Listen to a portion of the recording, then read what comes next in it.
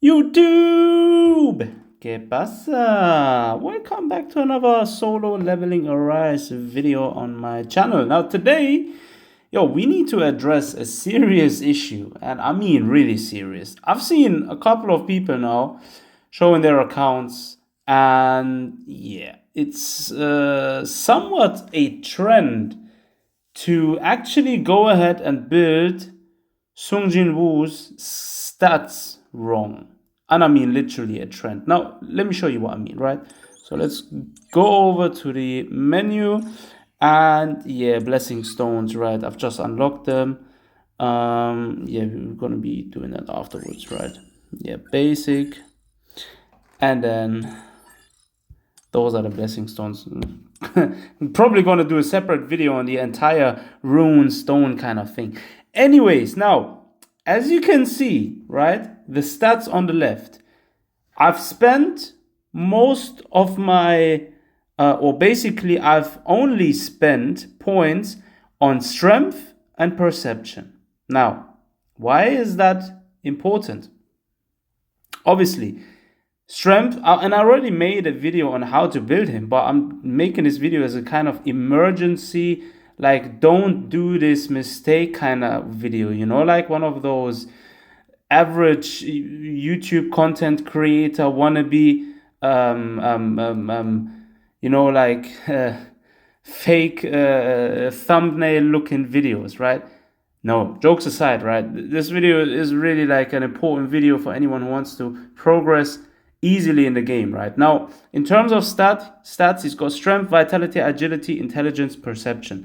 The only two you really want to focus on in the beginning, and I mean literally in the beginning up until you're like level 60 and up until then, literally, you only want to concentrate on strength and perception.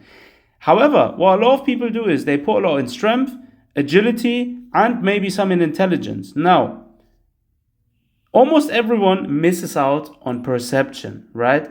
Perception is so important. Now imagine you boost up your strength, right? And you're leveling up your strength and everything, but you're leaving perception out.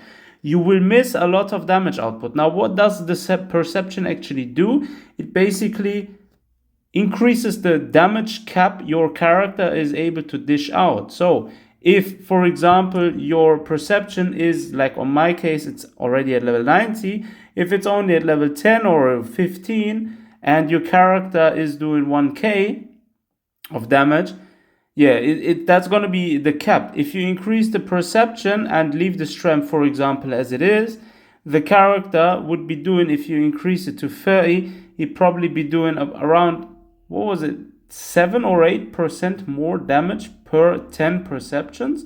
I think that's what the cap increases.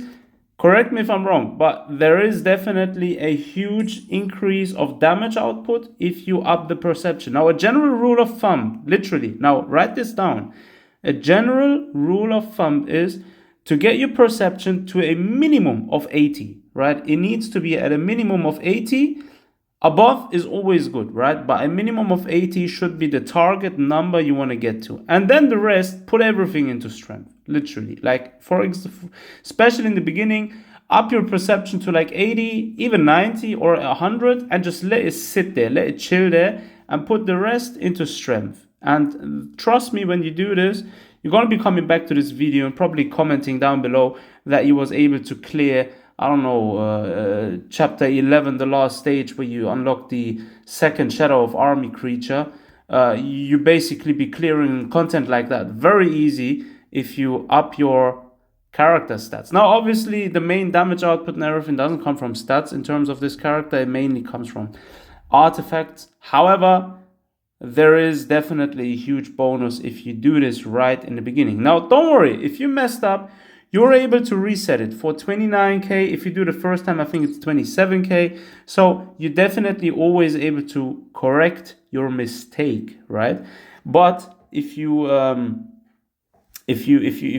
starting out right now, basically you're fresh to the game, make sure perception all the way up to 80 minimum, and then the rest into strength. And if you've done this, you're good to go and you're already set for harder content. And with that, I'm gonna say goodbye.